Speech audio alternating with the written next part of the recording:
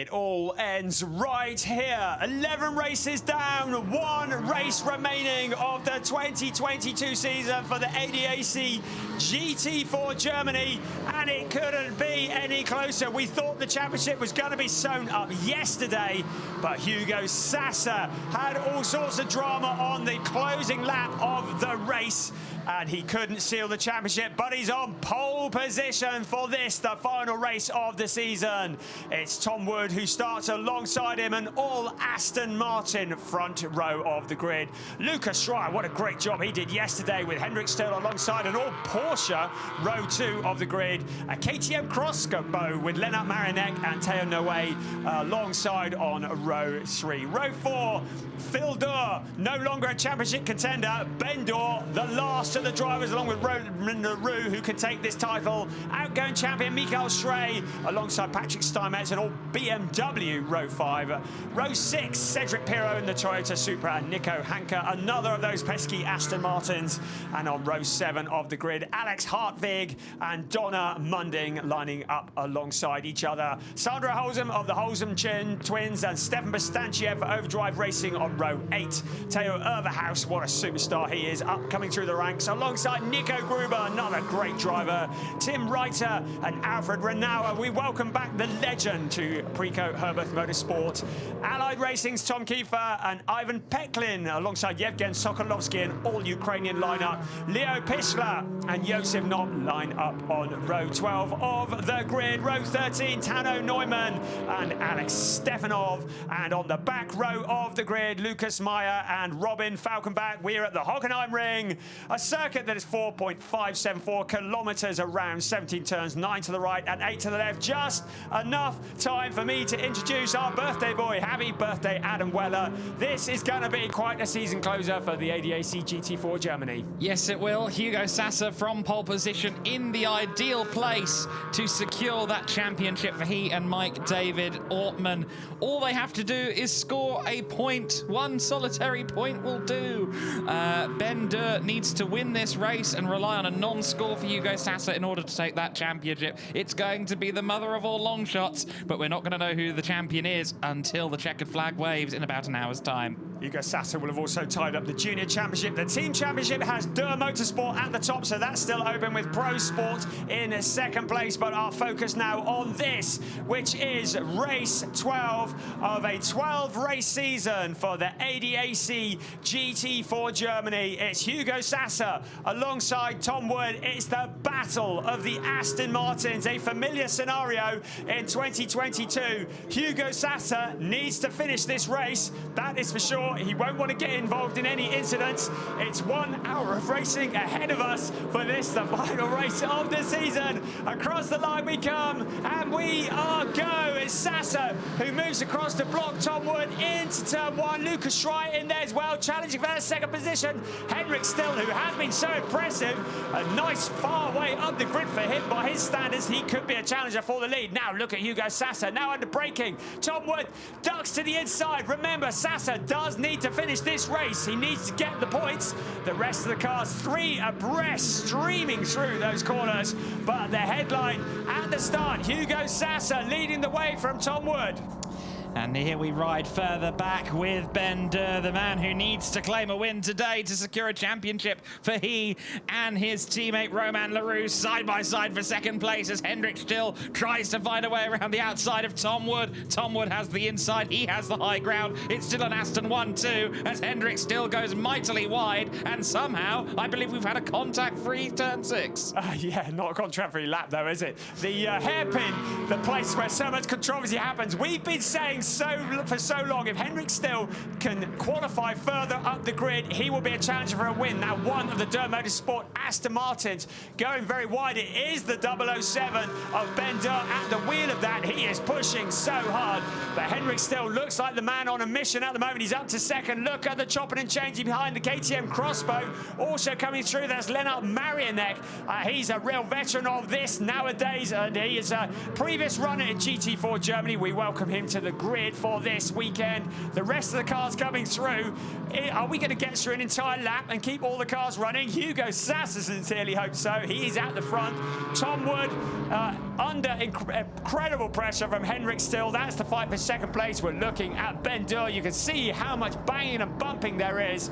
And that is Phil Durr, the other of the championship challengers earlier on, but they are now out of the championship hunt along with legendary Indy Doncher. One lap in the book. It's Hugo Sasser, Henrik Still, Tom Wood in third place. Now look at this. Lennart Marinek and Lucas Schreier running side by side into turn one. Schreier has the inside line behind them. Mikael Schrey, the outgoing champion, along with his teammate Gabriel Piana. The rest of the cars through still. And looking pretty clean in the early stages of this race. Look at that, Lennart Marinek in the very unusual KTM crossbow. It will be very shortly into turn 3. Now look at this battle further back. One of the Allied Racing Porsches. I think that's Alex Hartvig that might be, but now around the hairpin. The cars jostling for position as we head along the view from Ben Durr, currently staring at the back of Teo Noe. So Ben Durr in 8th place. He needs to finish in front of Hugo Sasser. He needs Sasser to have a wretched race. So trying to get second place back here is Tom Wood. Hendrick still looked like he was going to have to settle for third place a lap ago, coming out of turn 6, but he ended up moving into second. Oh, the 69 car! One of the others, that's Phil Durr, the 69 car. So not our championship contending machine, but nonetheless a big issue for them. You could see coolant leaking from the front of the car. A safety car, safety car is out, and that rather implies to me that more than one car as it was involved in that. Here comes the telltale replay. Oh dear. So that's the 73 car involved as well. That's Alex Stefanov, the Bulgarian driver for Overdrive Racing. And so it was contact with the 44 car of Hartvig that unsettled the radiator of Phil Durr's car. Now the coolant leaks, and that is what caused the subsequent moment there with Stefanov going off. I believe that was the Peklin-driven car, the all-Ukrainian 48 machine that was involved in that contact with the Porsche.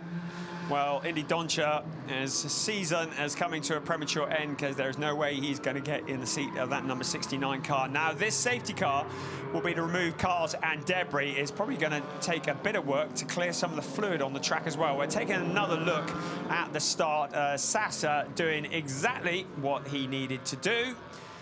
Slamming the door in the face of Tom Wood into turn 1. A tricky little corner. They take it very fast and easy to run deep into that corner and run wide. This is the view from one of the Durr cars. And there is Lennart Marinek in that KTM crossbow, and we have a red flag. So I thought that might be the case. There's a lot of fluid down on the track. This may well take a little bit of clearing up. So the red flag means that the cars are going to be brought back to either the pit lane or onto the grid, and everybody's going to come to a stop. So there's probably going to be a little bit of delay before we can get this one going. So it's out with the potter's wheel. My colleague at the side of me has been waiting all season for a red flag so he can talk all things enthusiastic. I'm sure that Phil Durr and Indy Doncher would not appreciate your wishes. But there we go on the edge of the track. To summarise, before we went into the red flag conditions, as we see Ron Domeyer, the safety car driver, leading the way. He will lead the cars back into the pit lane. To summarise, it was Hugo Sasser who is leading ahead of Hendrik Still. Tom Wood in third. Lucas Schreier ahead of Mikael Schrey in 5th place, then Lennart Marinek, Teo Noe, Ben Durr, Patrick Steinmetz and Nico Handke. But a lot of fluid, whether that be coolant or oil or both, that will need to be cleared up. The marshals, and you can see him sliding along there. Jeez, yes. There's a bit of a moonwalk going on there, wasn't it? There is. That looks very, very slippy indeed. I appreciate the decision from race control to red flag in these circumstances. I'm also quite liking what it looks like they're preparing to actually do there, the track workers. I noticed that they were only going to lay down the cement dust as far as the curb, which means if anyone tries to go out wide for the rest of the race, they're in trouble. And that really is how it should be. It really is how it should be. It is on the part of the track that caused controversy. That hairpin, very tricky indeed. So the final race of the season, I think it's the first red flag of the season as well, by my reckoning. We almost made it, didn't we? Having another look from up above, looking down from the hairpin, you can see how slippery it is. Everybody else, so it looks like it was probably an oil cooler that was damaged, taking a pipe off, and yes, the cars that go spinning, just passengers heading to the scene of the accident. That is clearly what caused the initial problem. And Phil Durr off to the side. Fluid pouring out of the car coming to a stop, and a red flag was the only decision that could be taken. So that's a replay from on board of Phil Durr as he sees all the action unfolding in front of him. And there are the cars back on the grid as we wait for the clear up. So, well, that was exciting, wasn't it? Dearie oh me, there was a lot going on there. Cedric Pirro, I'd say, did amazingly well to avoid the back of the 69 Aston Martin. Oh, they are putting the cement dust down on the runoff area. Boo. But yes, Cedric Pirro in the Supra did a very good job. It can't be underestimated. If you've got a sudden and unexpected wet surface underneath you on slick tyres, any efforts made to avoid a stationary object are very well done indeed. So Cedric Pirro, of course, running the Pirro Sports team himself. I suppose at the end of the day, it's only his wallet that suffers if he does end up in the back of an Aston Martin. So maybe a little bit of added incentive to go along with what almost looked like the force there. He stopped himself in a heartbeat. All smiles. I'm quite surprised about that. You can see the smile through the helmet for Ben Durr. He was almost involved in all of that as well, of course, and maybe he's happy because he did lose a load of positions in the immediate aftermath of Phil's issues, but now he inherits the position he was in previously, so that's quite useful in a sense for Ben. The incident is under investigation. The Phil Durr and Alex Hartvig. I was liking the double broom action that we were watching earlier. She's some more of that, really. The Marshall's doing a great job here at the Hockenheimring. And it is, I think, the first red flag of the season. But the ADAC GT4, who have been entertaining us all season long. We were a bit late getting this event started. We had a delay from Porsche Carrera Cup Germany that was just before this race, so we didn't really get through the headlines. Coming into this event, there are 4 drivers in the championship hunt, but it was very tight indeed. Hugo Sasser and Mike David Ortman leading the way with 165 points, 24 points adrift, Romain Leroux and Ben Durr. Indy Doncha and Phil Durr were third, 25 points adrift, but they would not be able to do it on account of the fact they didn't have enough race wins, even if they did draw level with Hugo Sasser and Mike David Ortman. So it really is advantage Sasser and Ortman. It looked like they were going to have this signed, sealed and delivered yesterday until the last lap. And it was a battle with Stefan Bastanchiev alongside Hugo Sasser that saw him relegated down the order. Mike David Ortman, well, we're really pleased we didn't have him mic'd up as we look at some of the locals trying to get a free look of the circuit. Those grandstands might look empty. That is not a reflection. There are some grandstands that are closed here at the Hockenheimring. There are thousands of spectators here this weekend who have been crowding in for the entertainment of the ADAC GT4, the series that has been nothing but entertainment this year. It has been the highlight of most weekends, it must be said. It is effectively becoming a touring car race, albeit with very expensive sports cars, which is a compelling combination. You saw there the 73 car of Stefanov being pushed back into the paddock area, so it looks as though Overdrive are withdrawing that car, or at least going to go and work on it elsewhere.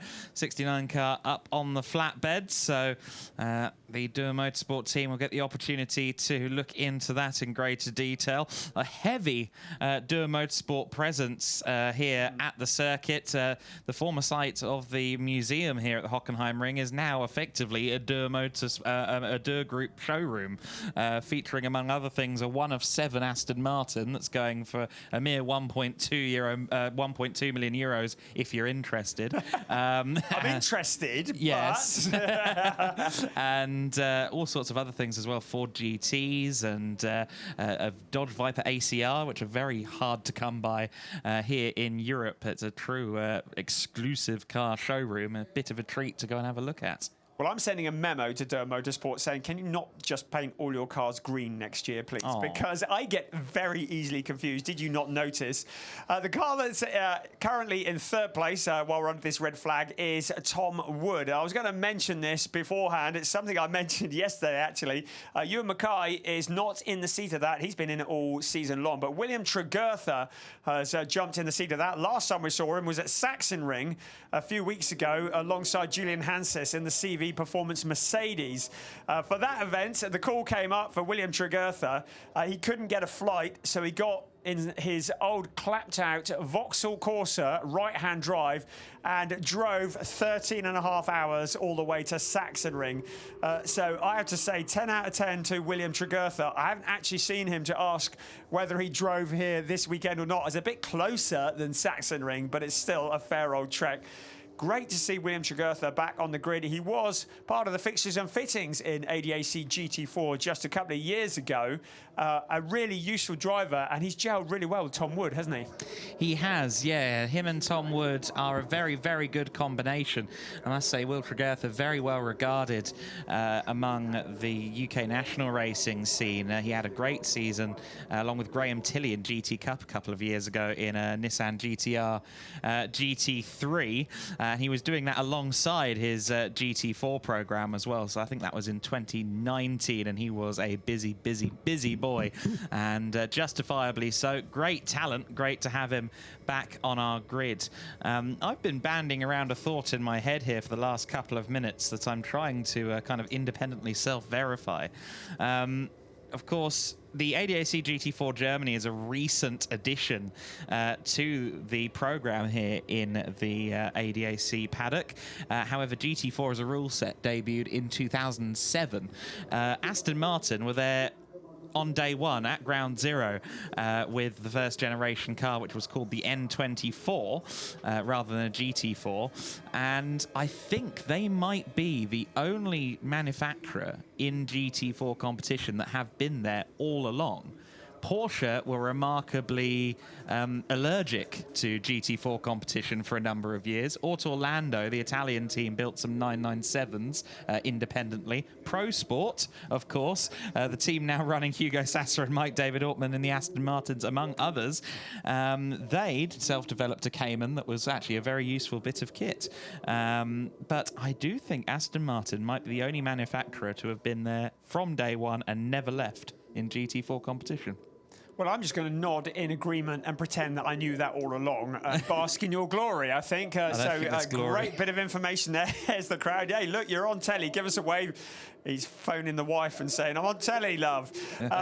One thing we didn't mention was that we have a success penalty and in the ADAC GT4. So yesterday's race winner was the Allied Racing Porsche, being driven by Vincent Andronaco, and Leo Pichler is the one who's qualified it in this race. He is a lap down at the moment, so Pichler in troubles. He was carrying an extra 15 kilos, and that's the punishment for winning a race. You can see restart at 9 minutes past local, so that is 8.5 minutes from now that you have to put up with our inane dribbling. Second place yesterday was outgoing champions Gabriel Piana and Mikael Schrey. They're carrying an extra 10 kilos today, so doing well in 5th place considering that. And 3rd place yesterday was Finn Zulauf and Lucas Schreier, who's sitting in for Nikolai Moller-Madsen, who's otherwise detained this weekend. And they have a 5-kilogram weight penalty in that car. So the success penalty, which is issued by the ADAC just to help spice things up a bit, as if we needed that. Yes, exactly. The GT4 Germany tends to be plenty spicy enough. I think any more spice added, and it would burn the taste buds off your tongue quite firmly. It is a really great championship that we've had at times this year. Good indication here of the state of affairs in the trophy class. A mere 133 points that Kosh and Kiefer have coming into this final race. They've had a mighty good season. They really have. Very dominant indeed. The first driver pairing to ever successfully defend their title in ADAC GT4, the Trophy Championship. So good job for them. Gabriel Piana, Mikael Schrey were looking strong earlier on in the season, but they are the outgoing champions overall. Of course, they were the 21 champions. Nikolai Moller-Madsen, Jan Kasperlik were the champions in 2020, and Mads Silgerhaugen and Eike Angmeyer were the original champions. Of course, this is only the 4th season of ADAC GT4, something of a headline stealer. If the race finished now, you can see that Hugo Sasser and co-driver, no, not co-driver Mike David Orman, Hugo Sasser would be, well, he's already, start that again. Hugo Sasser is the junior champion. Yes. There we go, as you were. I thought it was the driver standings for a moment, the overall. So Hugo Sasser has already sewn that one up. He did that yesterday. He now has the driver championship, and he is in the best position to do that. There we go. That's what we were looking at. Hugo Sasser and Mike David Ortman leading the way in the driver classification. You can see Romain Leroux, Ben Dur. If things finish as they are now, they would be way too far behind. Sasser and Ortman just need 1 point. Good, it's a projection rather than, I was going to say that doesn't make much sense. It's 24 points between them. But yes, if things were to finish as they are, yeah, indeed, that would be the case. It's interesting how movements in this paddock have a knock-on effect all over the place, isn't it? Obviously, Yevgen Sokolovsky has a new teammate this weekend in the form of Ivan Peklin, and that is in order to prepare for the FIA Motorsport Games, where they will be hoisting the flag and representing Ukraine next week. Yevgen Sokolovsky is a busy man, and he likes his racing. I know that because he doesn't only do ADAC GT4, he does Euro NASCAR as well. He does 4 races a weekend in Euro NASCAR across 2 different championships. But his car was going to be vacant for the weekend, so I don't know if he literally leaned over to Mike David Ortman and Hugo Sasser in the Pro Sport Hospitality and said, do you fancy that? Do you fancy having a go at Euro NASCAR? And evidently they said yes, because I understand they might be having a go next week at their season finale in Croatia, and it would be very interesting to see if how they do, particularly given they are in a prime position right now to walk into that event as champions in ADAC GT4. It will be good to see. We'll keep an eye on that as we look at Ron Dillmeyer, the safety car driver. You can see the race distance has been reduced, or at least the race duration, to 36 minutes. The pit window is going to open 10 minutes into the restart. You saw that on your graphic as well. So 16:19 local time. It's currently 16:04. The pit window, if you're new to ADAC GT racing, is a window that normally opens 25 minutes into a race. It remains open for 10 minutes and closes 35 minutes into a race. But obviously that's all changed for this one. During that pit window, every car is required to visit the pit lane for a mandatory stop and driver change. As if that wasn't hard enough, there is a minimum pit stop time of 95 seconds. Almost upped it there. 95 seconds. So if the driver goes below the minimum pit stop time, they will pick up a penalty. Also, a heavily regulated pit stop. Only 2 mechanics allowed to work on the car. Everybody else must remain behind the wall. Look at that. We've got a hair display going on. Yet more cheeky people trying to watch for free. Well, they're welcome here, and they're entertaining us. We're not entertaining them. I'd like to tell you what biplane that was, but there are certain people that are not here who would be able to identify that for us. Yes, indeed. Colleagues, some of our colleagues like trains as well as cars, others like planes as well as cars, and a few of them like the trifecta. I do want to give some credit to Melted on Twitter, who's actually tagged me in a little bit of helpful information for us. He has a longer memory than I. He asked us to recall that at the Zandvoort races, there was a red flag because of the heavy rain, in which time the teams changed their tyres on the grid, if you recall. Okay. So yes, it's red flag numero dos, as it turns out. So thank you, Melted. Very well spotted. I'm going to go and sit outside now for the rest of the race. You see the indication was given for 3 minutes before this race restarts. That's going to be about 2.5 minutes by now. The grid has cleared of all non-essential people. The drivers are back in. The crowd are playing amongst themselves. And a little wave. You're on telly. You are being watched by hundreds, thousands, maybe millions. And we are now getting ready to get this race back underway. Just a couple of minutes more of our inane jabbering to endure before the potter's wheel is put away, hopefully for another year, and we can get back to some on-track action. To remind you, it is race 12 of a 12-race season. That is round 6. We have 2 races on each weekend. We had one yesterday, and we have another one today. There you go. We started at Oschersleben in April. We then went to Austria, to the Red Bull Ring, to the Netherlands for Zandvoort, then to the Nürburgring, just down the road from the Pro Sport HQ. Nürburgring for round 4, round 5 at the undulating, I thought he was asleep, the undulating Sachsenring, and round 6 here at the legendary Hockenheimring. A beautiful setting, a big crowd of people. Conditions are perfect as we get ready to restart for the final 36 minutes of the season for the ADAC GT4 Germany. And here we go. The 1 minute board. Never has a 1 minute board been more anticipated. There we go. So the indication is given. The engines are going to burst into life. The grid is cleared.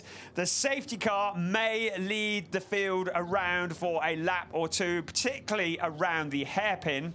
The pesky turn 6, which is the scene of much controversy, and especially so in this race. We may do a couple of laps behind the safety car just to get the track cleaned up and to get the heat back into the tyres. We'll see what happens there. We have no notification, but just to remind you, the pit stop window will commence 10 minutes after this race restarts. So that'll be when the clock strikes 26. And it will close when the clock strikes 16. A great view inside the safety car. Thank you, Ron Dobmeyer, who is a part-time fireman, for all your hard work this year. I would like to shout out the ADAC official alongside you, but I'm afraid I don't know who you are. Now, I said the pit window was going to open. That graphic, I'm not sure that graphic was right, that just popped up on the screen. So the cars are now rolling onto a formation lap behind the safety car. And, well, we'll see what happens when we go back to green flag, won't we? Here we go. And that is Hugo Sasser. To summarise, all that time ago when the red flags came out, Hugo Sasser, Henrik Still, Tom Wood, Lucas Schreier, Mikael Schrey, Lennart Marinette, Teonoe, Ben Durr, Patrick Steinmetz, and Alex Hartwig rounding out the top 10. And good on-board perspective. Hugo Sasser will enjoy the fact there's an empty track in front of him. One of the advantages he has today is because he didn't finish on the podium yesterday, he's not carrying a success penalty. Granted, he would rather have finished on the podium and tied the championship up, but today he is not carrying that penalty, and that will help him. You saw the penalty box on the exit of the hairpin on the right-hand side of the track. That is a box for drivers instructed to go there. They will have to pass through it to no more than 50 kilometers an hour. It's 200 meters in length, and that is normally given if a driver has incurred a penalty that's not big enough to be a drive-through penalty. Safety car is now leading the field around. The clock is now ticking. The pit window is not open. We expect that to happen 26 minutes on the clock. And the car's just trying to get some heat into the tyres. They're heading up towards turn 13 at the moment. Yes, so just a few corners before we get this race back underway. Hendrik Still, I'm sure, is going to be exciting once we get back to green flag conditions. That Porsche has been the overtaking car of the year, I think, at times, working their way from poor qualifying places more often than not. They're now in prime position behind the leader. So safety car is in on this lap. You see it into the pit lane. Hugo Sasser going very wide out to this slippery runoff area, and it is like ice out there. Across the line he comes. Hugo Sasser leading the way. Now, if Hendrik Still puts up any kind of challenge, will he fight or not? Or will Hugo Sasser think about the bigger picture? There are challenges further back. That's Stefan Bastanciev, I believe, coming under pressure from Theo Overhaus. Two of the young up-and-coming chargers in GT4 racing, running side by side. Theo Overhaus, great to have him back in the seat of that car, and he has taken the position away from Stefan Bastanciev. Also trying to get involved is Donna Munding in the number 25 Aston Martin. Now, Bastanciev, who was so racy yesterday, he had his elbows out, fighting back on Theo Overhaus. Ahead of them, it is the 44 car, Alex Hartvig and Nico Hanke. So Hartvig challenging Hanke, and that will be for 10th position. Into the hairpin, the leaders really close together on this, the first lap under green flag conditions. Hugo Sasser holding on at the front, but Hendrik Still, the man on a mission, pushing. So out towards turn 7 and towards 8. Great overtaking opportunity during the race. The cars are taking it in single file. We'll have no more red flags, please. And it is the car 44 that we're focusing on at the moment, Alex Hartvig, who has been demoted to 11th place by Nico Hanke. There is our race leader, Hugo Sasser, Hendrik Still, Tom Wood, and Lucas Schreier. So Still, Wood and Schreier, they are just racing for glory. Sasser needs to bring this home just to be absolutely sure of the championship. Of course, if he didn't finish, Ben Durr and teammate Romain Leroux would need to take their first win of the season, but it is still a possibility mathematically. Sasser across the line.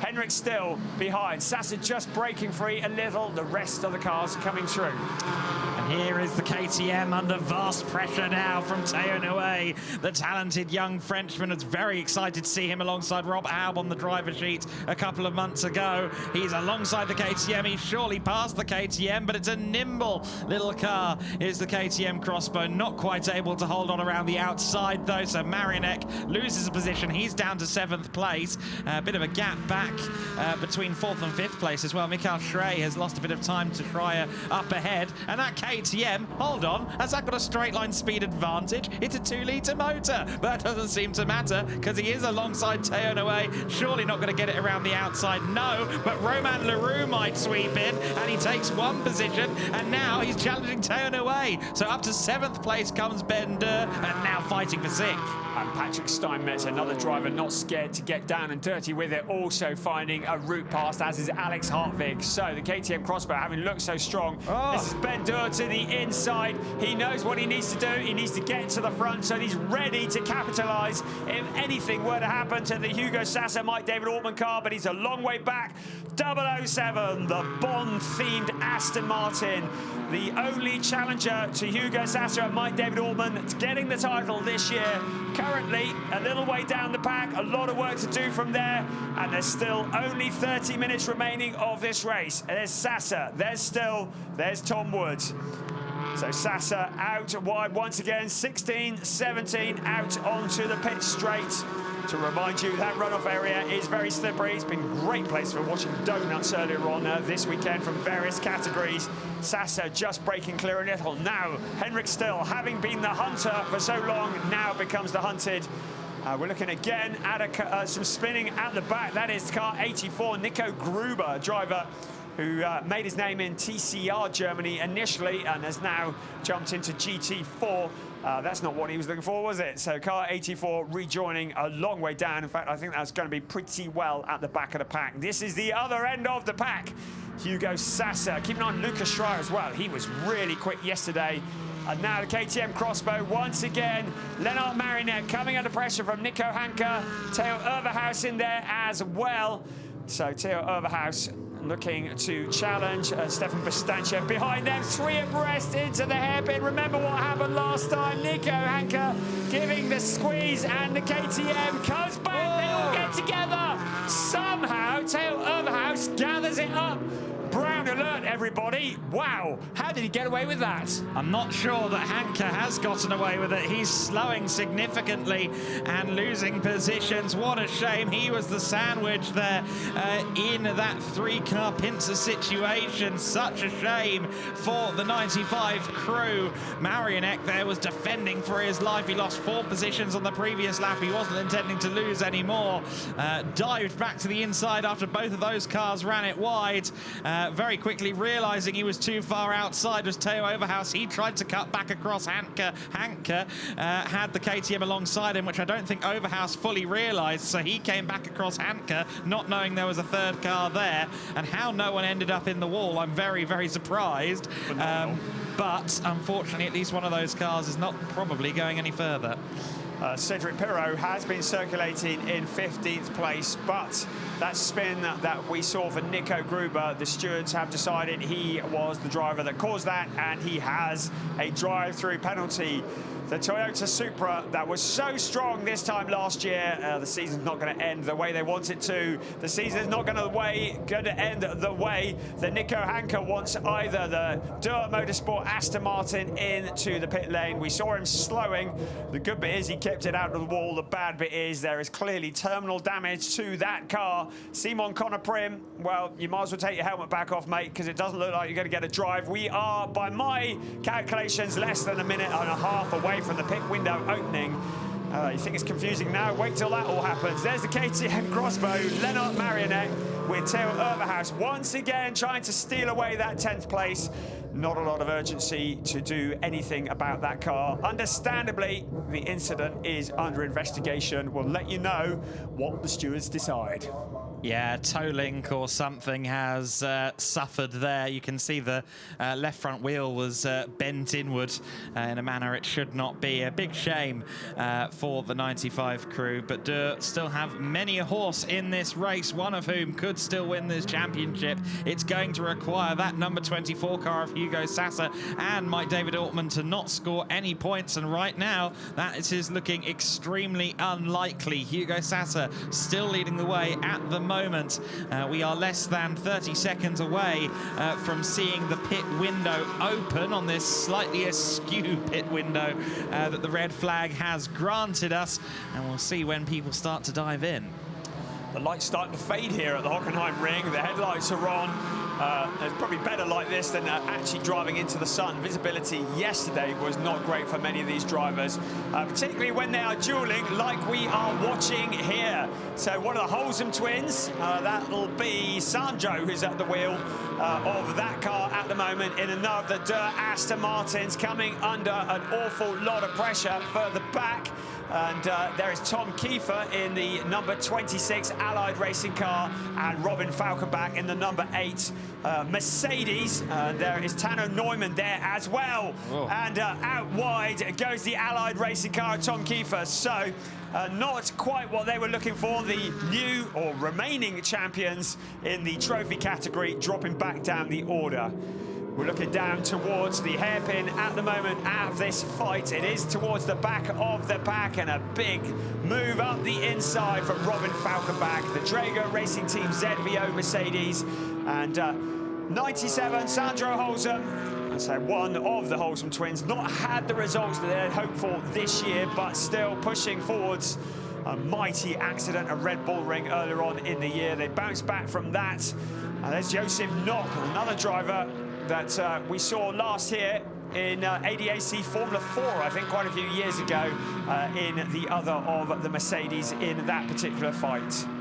Penalty lap for car number 85, causing a collision. Theo Overhaus has been judged to be at fault for that three-way incident we saw coming out of turn 6 a couple of laps ago, so he'll have to serve a penalty lap.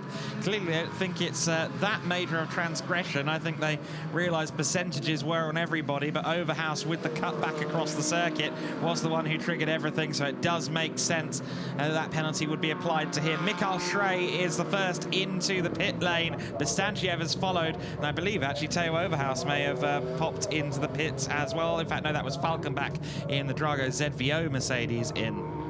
So pit window is open, and the grey graphic will go to a darker colour once the drivers have pitted. So light grey means they're out on track.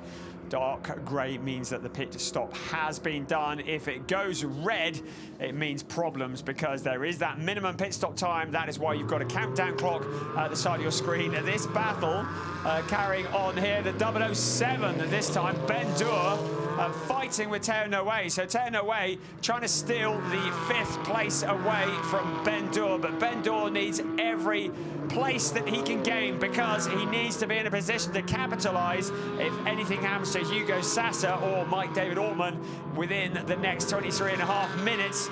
But at the moment, he's scrapping over the minor places in the grand scale of things. It is 5th place. Or as already mentioned, great to have Teo Noe back on the grid. A real celeb last year in this series and a real entertainment. Patrick Steinmetz getting involved once again in the Schubert BMW. This is a replay under braking into the hairpin. So that is where the move started. Ben Dur getting in front of Teo Noe, and Teo Noe coming back at Ben Dur. Great scrap this then, and good to see Patrick Steinmetz getting involved as well. The number 10 car, the Schubert BMW, wasn't really much of anywhere yesterday, but they are firmly in amongst it now. Also, we get to see for the first time one of the more interesting elements of the ADAC GT4 format is that invariably a 95-second pit stop spits you out right back where you were, except one lap further down. And that proves to be the case again as the cars come back out from their pit stop in amongst the pack. Pavel Lefterov has potentially got some bad news incoming. He's taken over from Stefan Bastantiev, but remember the red P, that is always bad news. It means he's gone below the minimum pit stop time. He may be under investigation, and the leader is under investigation, not by the stewards, but by 2nd place. Henrik Still pushing that BMW all the way round the hairpin. So Hugo Sassa may just come under pressure for the lead very soon, and he will have to decide, is he going to fight or is he going to let that Porsche go? Because he does not need to record a non-finish. Anything that could put an advantage towards Ben Dur. We're looking at Hugo Sassa there, a driver who took some time out this year to concentrate on his studying. Oh, well, whilst he takes time out, why don't you just go and win a GT4 championship? We have seen him in GT3 and GT Masters in the past, along with his co-pilot Mike David Ortmann, but he would dearly love to get this championship put to bed, and he needs to do that today. We will be crowning the new champion in a little over 21 minutes in the ADAC GT4 Germany. And so confirmed under investigation is Pavel Lefterov with the 23 car. The time showed on our timing screen is a 1:34.9, thus 94.9 on the pit stop. Now, I have seen those corrected occasionally if they find a discrepancy, but a discrepancy has not been found. To the penalty lap will go Pavel Lefterov. So that's bad news for both Pavel Lefterov and Stefan Bastantiev, who really wanted to finish this season off on a high. They were looking good for a podium yesterday. If the race had been a lap shorter, it might have been the case.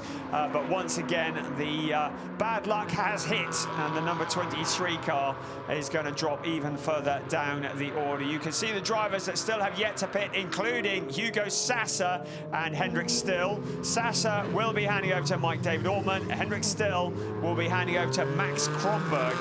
They have been a great driver combination. That is Pavel Lefterov. He has served his penalty and he's come out right in front of the leader, Hugo Sassa. Well, he'll be flashing the lights. There may be a few words muttered behind the helmet. He looks to the inside. Lefterov gives him the space, or does he? And tries to come back at Hugo Sassa. Sassa saying, hang on, what are you playing at? I'm trying to fight for a championship here and a race win. I want to win this championship by winning the race. Pavel Lefterov says, I've got a lap I need to make back. Henrik Still gets ever closer to Hugo Sassa, and it's moments like this that could so easily trip up the 1, 2, 3, 4 that are running nose to tail with less than 20 minutes plus 1 lap of the season remaining. So Lefterov in a really unfancied position right now because he wants to keep going and keep pushing. And I think probably wise here from Hugo Sasa to not even try it and just go, you know what, I think this is probably a sign that I should hand the car over to Mike. And there we get a look back at Hugo Sasa trying to put the lap on Lefterov. And, well, to the left of went Lefterov back in front of our race leader. And still in the leading position after Hugo Sasa. Thank you. I'm here till Sunday. So Sasa out of the car. His work is done for 2022. It's now down to his very good friend and co-pilot Mike David Ortman to bring it home and to win the championship. There is nothing more that Hugo Sasa can do in 2022. It is down to his teammate. Very much a team sport. You can only win as being part of a team, but you can certainly lose on your own. Mike David Ortman and Hugo Sasa swapping notes. Sasa just telling him everything he needs to know. The door is slammed shut. That 95 seconds feels like an eternity, especially when you're used to GT Masters. The minimum pit stop time is 30 seconds shorter than that.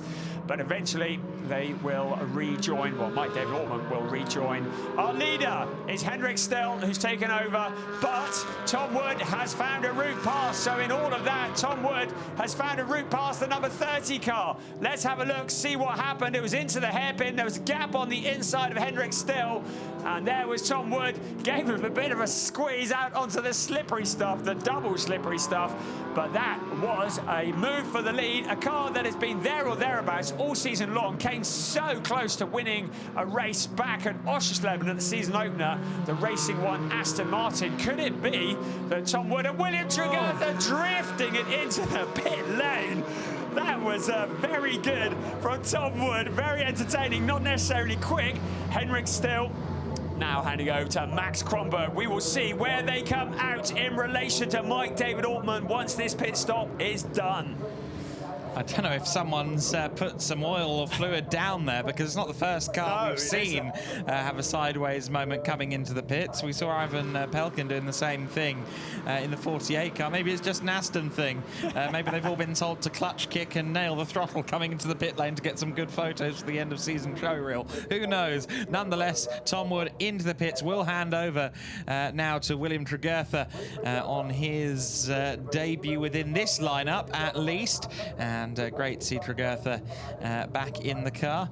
And I'm sure Racing One will be scouting this duo for future interests. So turn 8 is where Mike David Ortman is at the moment. We're looking at Mike David Ortman in the picture that is set to the left. We're looking at William Tregertha in the picture set to the right. Remember, he can't go too early, because if he exits the pit lane too early, he will be visiting the penalty box now. Mike David Ortman heading up towards turn 13 and into the Sachs curve. Around there he comes, now out of 13 towards the kink of turn 14. It's a fairly quick corner. And then out towards turn 15. Is William Tregertha moving yet? Look and see, yes he is now. Here comes Mike David Ortman out of the final corner onto the pit straight. So there is Ortman on the right-hand side of your picture. There is Tregertha on the left. Also, Max Kronberg behind William Tregertha. They will know that Ortman will not want to take risks, but it looks as though Mike David Ortman has done what he needs to do. In fact, Finn Zulaf also there as well. So Finn Zulaf, having taken over from Lucas Schreier, coming out of the pit stop sequence very well indeed, and out into that second place. So it is Mike David Ortman who's going to win, is going to lead the way ahead of the 31 car of oh, pull yourself together. Finn Zulaf got there in the end. Meanwhile, Romain Leroux is in 6th place in the 007 car. However, he's having a fight with Von Zabienski, who has just taken over the number 10 Schubert BMW. Oh, a near collision between the two of them, as going out wide there was Romain Leroux, and that now puts the number 10 car into the firing line of Viskirchen. Well, that could be very interesting. We know that Moritz Viskirchen can be a fighty driver, and you have spotted a very important bulletin. Yes, car 6 has to fall behind behind car 30. So William Tregurtha has been told fall back behind Max Kronberg as a result of not keeping to track limits.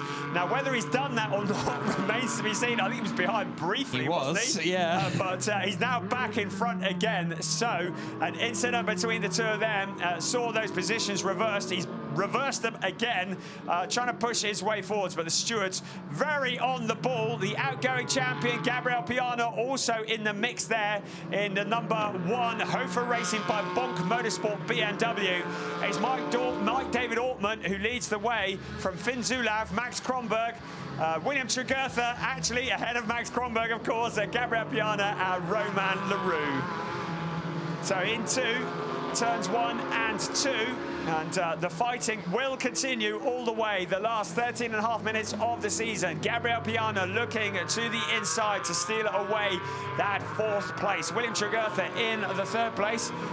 Car 31 has a black and white flag for track limits. That is a warning, but that is Finn Zulav in 2nd place now.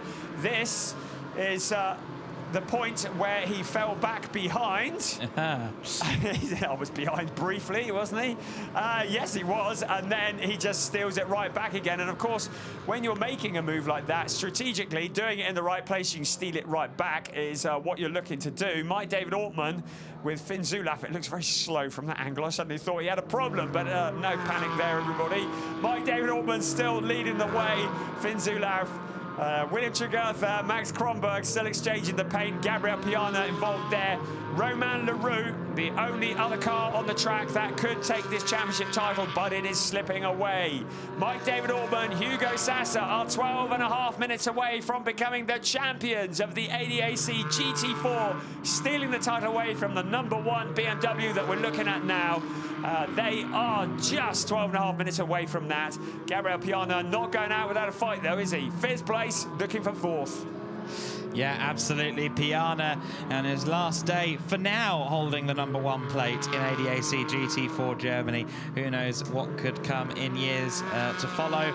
Of course, we know that there will be a new M4 GT4 in 2023. I have no doubt that Bonk by Hofer Racing are on the delivery list for that, given how loyal and competitive they have been for BMW in this series. He's looking around the outside at turn 1. Surely not. Well, he's got around him, but he's done so by going off the circuit. I think it could be fair game, I'm not sure. Nonetheless, Max Kronberg with a better run out of turn 1 still has the inside line for the 2nd corner of the lap. Can Piana hold it around the outside? Yes, he can. That gives him the inside out of turn 4 and toward the Parabolica. It's now a drag race down towards the hairpin, and the BMW always has some legs on the Porsche, despite the horse on the emblem of the Porsche. It's the BMW, the Bavarian brute, with the straight line speed advantage. He should be able to cover off Kronberg if he chooses to, but he doesn't go defensive. Quite surprised by that, but Kronberg doesn't make the move. Wait a minute, yes he does, but doesn't quite get the drive out of the hairpin that he needed over Gabriele Piana.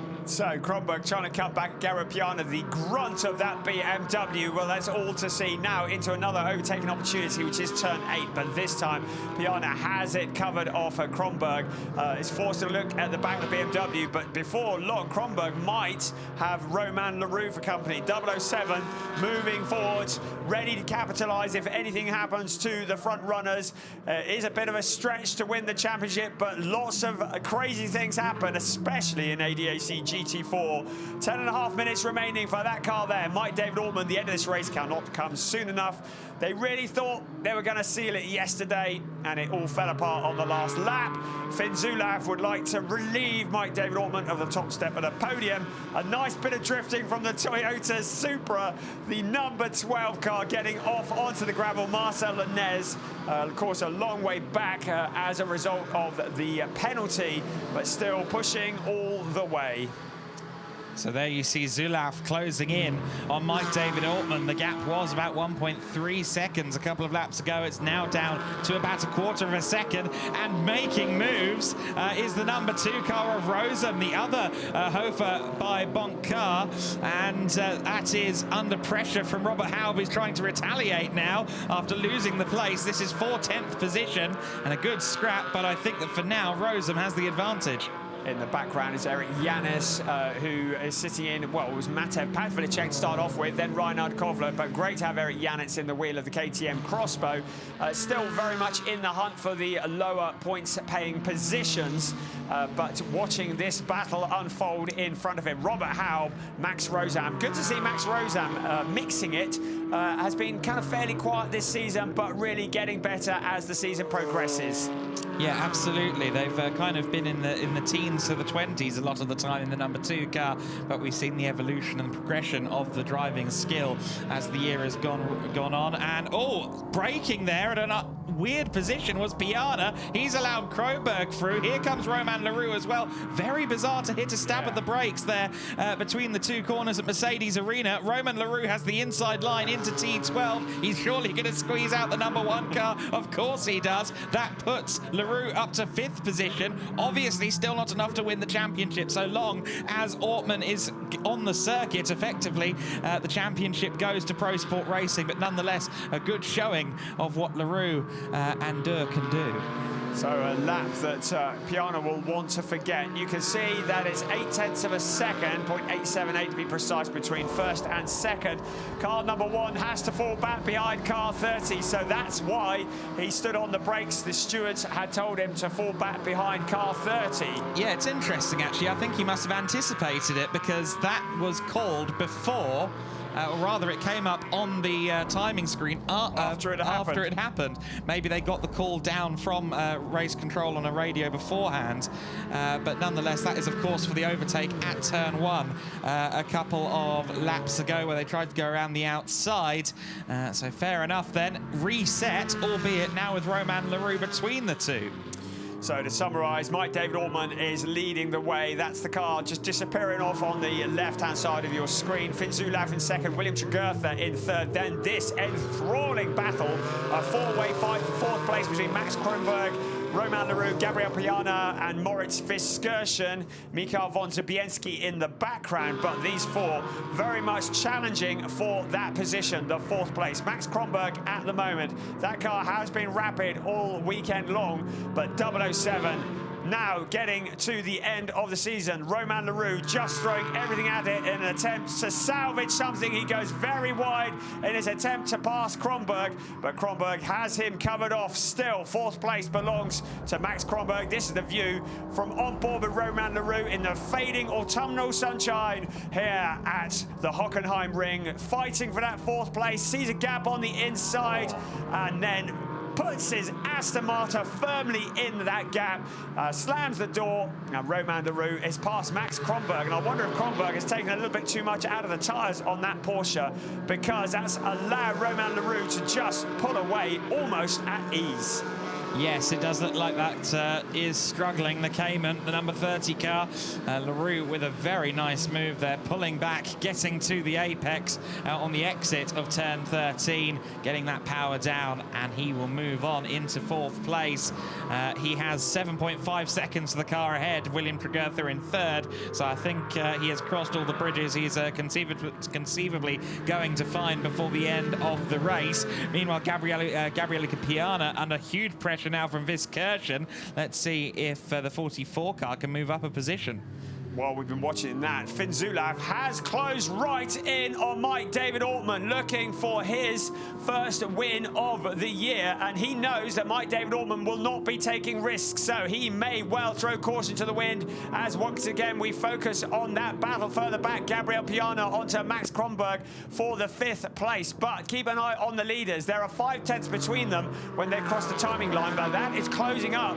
William Tregurtha, well, he's about 3 seconds behind, but he's not out of it either. Further back again, Moritz Fiskirchen, Gabriel Piana dropping another place, trying to fight back. The BMW just a little bit too far back from what he is used to. Pavel Lefterov in the background closing in on this trio of cars in front, because of course Romain Leroux has broken clear. Max Kronberg holding on to that 5th place. He needs to hold on for another 5 minutes. There are 5 minutes plus 1 lap remaining of the 2022 season for the ADAC GT4 Germany. We will be crowning the champion in a little over 5 minutes time. At the moment, it's looking like Mike David Ortman and Hugo Sassa, but anything could happen. Car 25, teammates to the race leader. It's Leon Vassetera who's taken over from Donna Munding, and leading the number 85 car, Julian Hanses. He's had a good year alongside Theo Overhaus. I think that Robert Haub is really struggling. He's fallen down the order significantly over the last several laps. He's dropped down now, I believe, to 16th place, where he was 13th at the start of the lap, if I'm not mistaken. And that's a huge shame for him. I know he's got some exciting plans for next year and has loved being in this ADAC GT4 paddock again in 2022.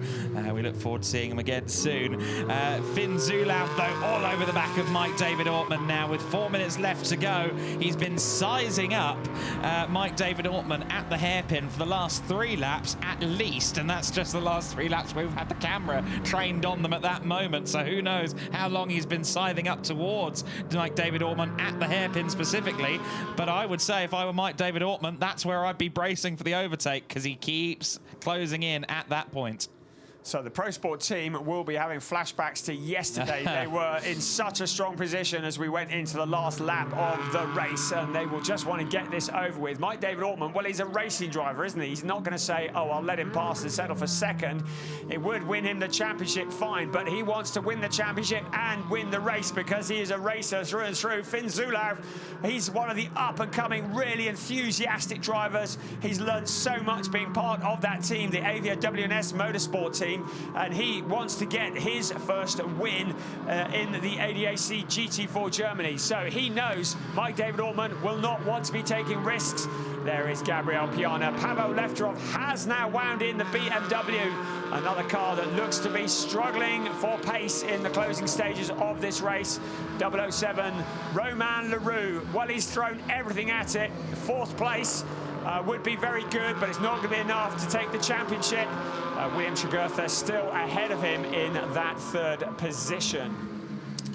There, the number 77 car.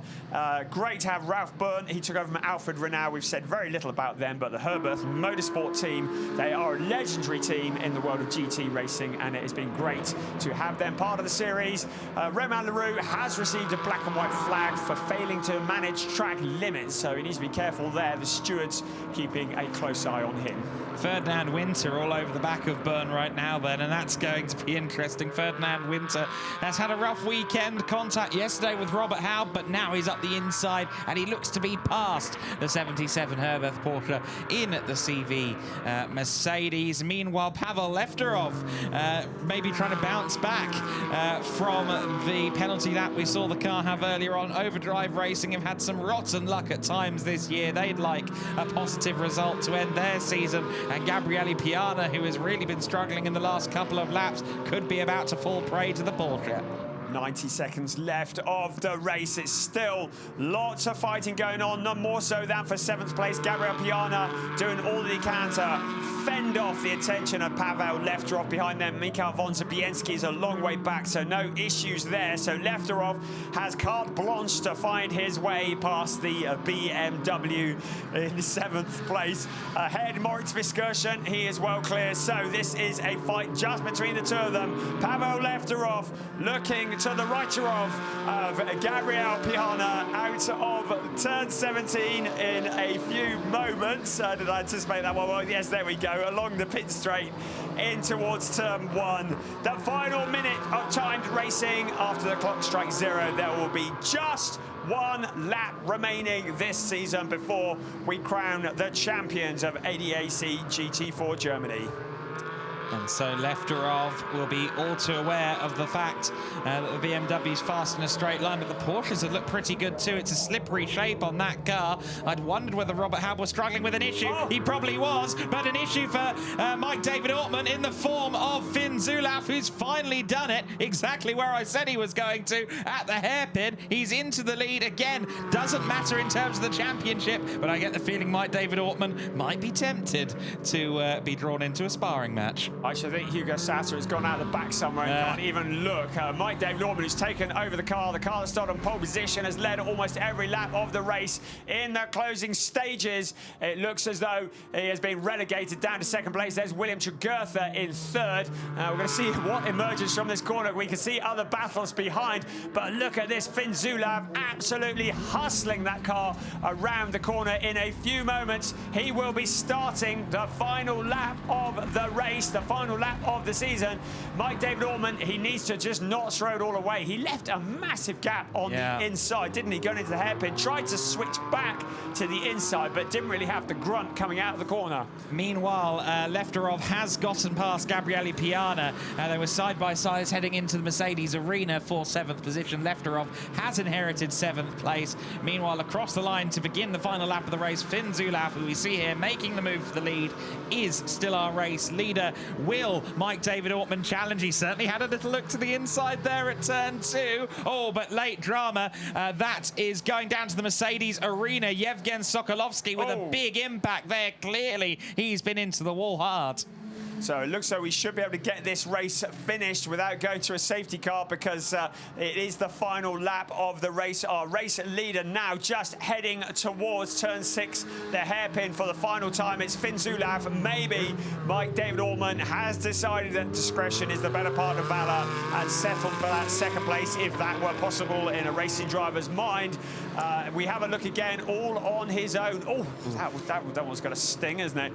Yevgen Sokolovsky hard into the wall, the Pro Sport Racing Aston Martin. Now on board with the sister car in second place, the final lap of the season. It's gonna be Finn Zulav who comes round in a few moments to take the win, but it will be Mike David Ortman and Hugo Sasser who come round to take the championship. We are in the absolute closing stages at the moment. Towards turn 13 goes Finn Zulav, who took over from Lucas Schrei in this race. That car has been strong all weekend long. The win seemed to be on the cards from the get-go. Mike David Ortman, who led for so long, having taken over from Hugo Sasser, can't do anything about it. He won't care though. Finn Zulav is going to win the race. Mike David Ortman, Hugo Sasser are the champions of ADAC GT4 2022. And you can see how much it means. Hugo Sasser delighted. I think his nails are chewed down to the bone by now. William Tregurtha, great drive from him to third place along with co-driver Tom Wood. The rest of the cars coming through. It's Romain Leroux, a great fight into fourth place ahead of Max Kronberg, held on for fifth after such a strong start for that car.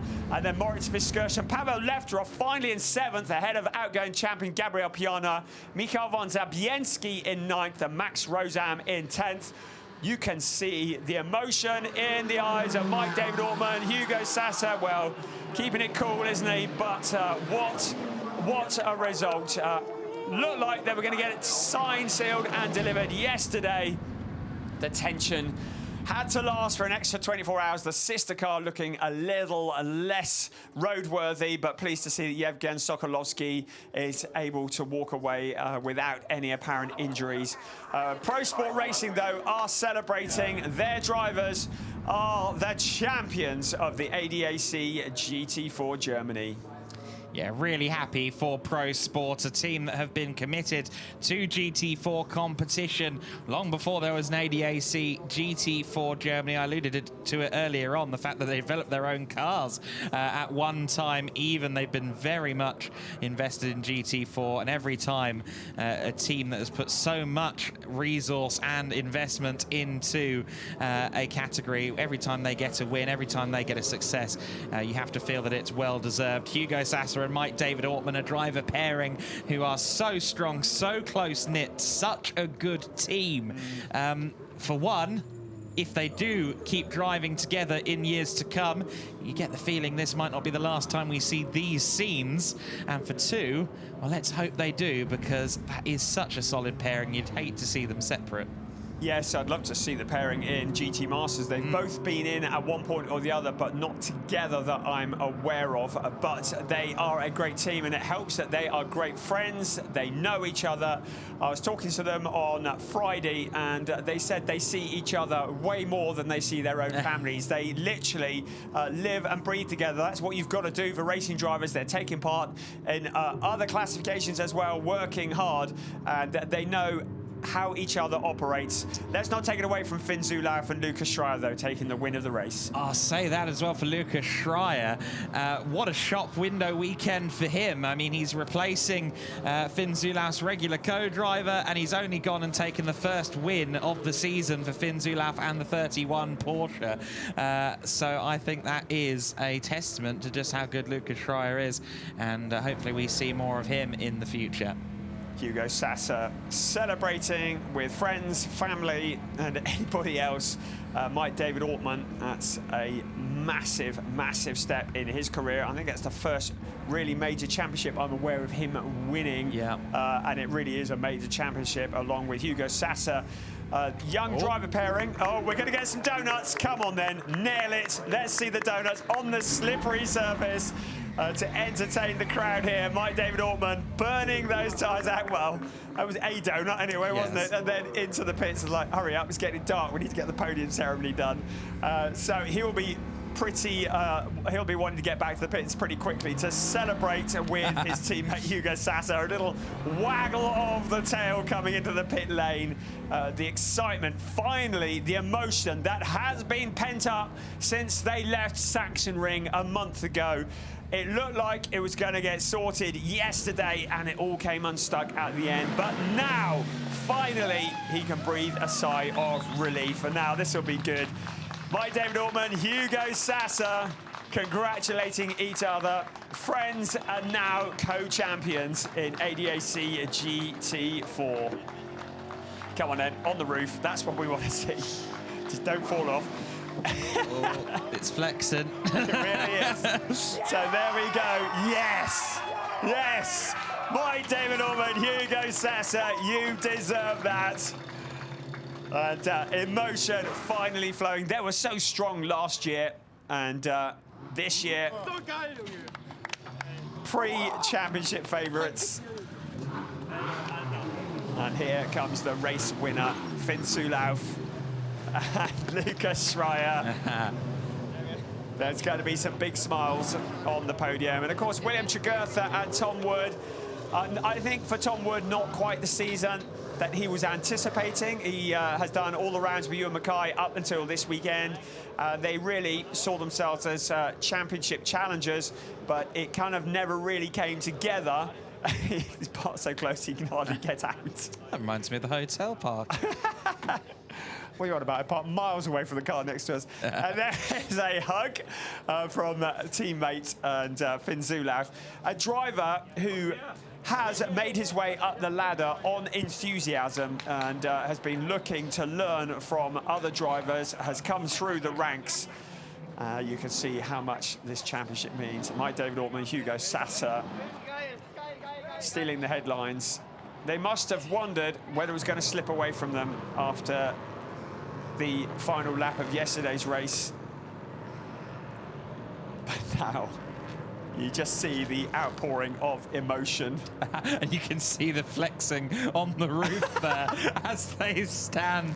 Oh dear, that's funny. Amazing. Good use of the onboard camera there, production crew, 10 out of 10. Great job from Ortman and Sasser and the Pro Sport team. You see their Prototype Cup getting ready to go.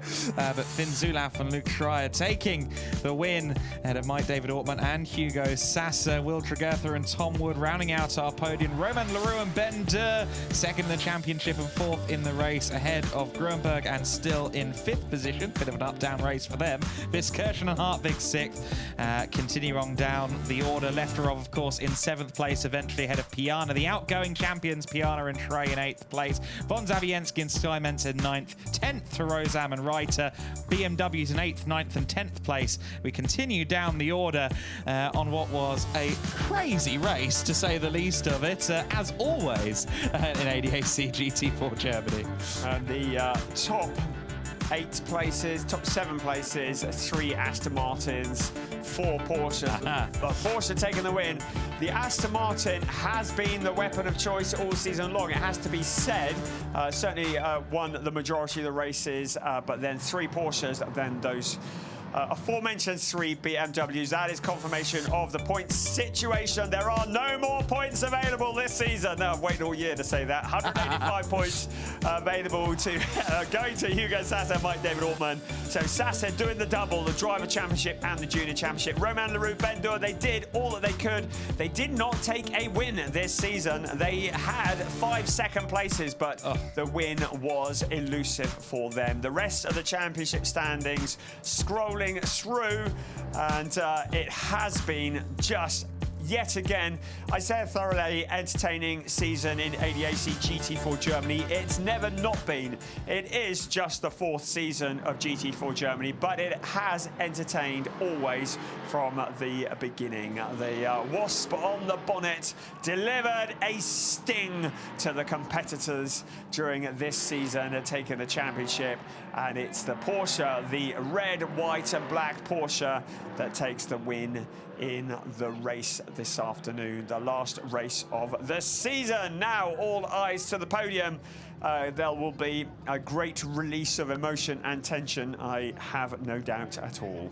And you know, the proof in the pudding with ADAC GT4 Germany, it's been so massively popular ever since it came to fruition. The ADAC is run largely by people who love their motorsports. I mean, look at Herman Tomczyk, a former racer himself, long-time figurehead here at ADAC. The reason so many of these concepts work is because it's run by people who care about racing enough to know what the market wants.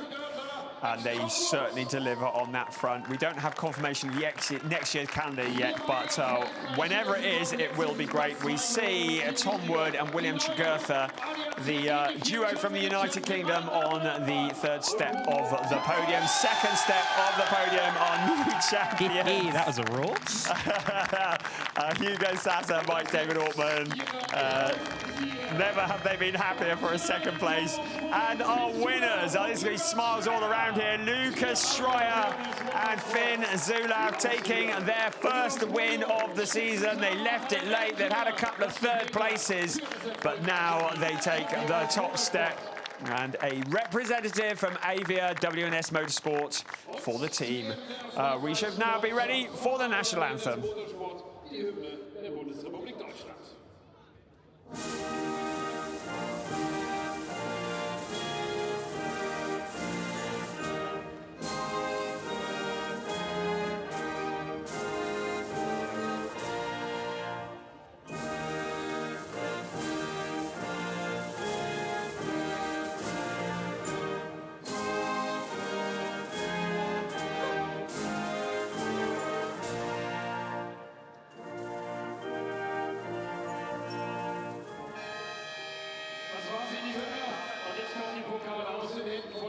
So the national anthem echoing around the Hockenheimring. Yet more entertainment from ADAC GT4. There is no such thing as a non-entertaining race from this category. Jürgen Fabry presenting the winners' trophies. 2nd place. And they will have a much bigger, and to them, a much more important trophy that will be presented later on. And there is the 3rd place. And William Tregurtha has done a brilliant job on his comeback to ADAC GT4. He took a podium at the Sachsenring along with Julian Hanses last time out, and he gets another podium today. And that is in a different team, but a podium is a podium. He can drive anything you throw at him, whether that be a Mercedes or whether that be an Aston Martin.